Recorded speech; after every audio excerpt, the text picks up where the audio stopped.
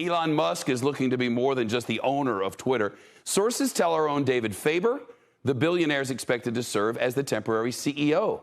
Faber reports Musk plans to hold the role for a few months after he completes the $44 billion takeover. Meantime, Musk is bringing in more than a dozen new investors to help finance the deal. According to a new filing published today, some of the investors include the billionaire Larry Ellison, the retirement plan provider Fidelity, and the crypto exchange Binance. In addition, a Qatari wealth fund and a Saudi prince are backing Musk's Twitter bid. According to the filing, the new investors are set to pool more than $7 billion. Mike Isaac now, he's the technology correspondent for the New York Times. Mike, why is the richest guy on the planet bringing in these new investors? Didn't he secure funding on his own for this?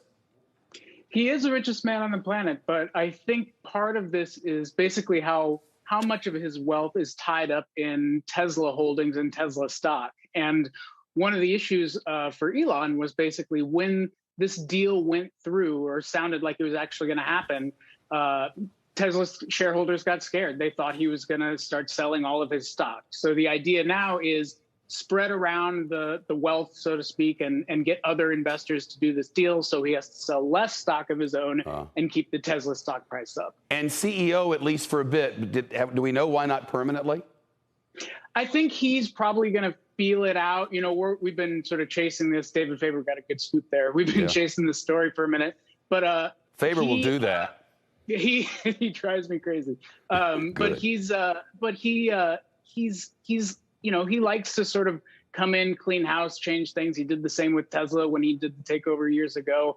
And I think what I imagine he'll do is find like a trusted person and start figuring out who he wants his executive staff to be at some point. And so I imagine the current CEO is trying to figure out his options right now, Parag Agrawal. You know, Elon talks a lot of free speech, and then he partners up with Saudis and Qataris. I mean, what's that look?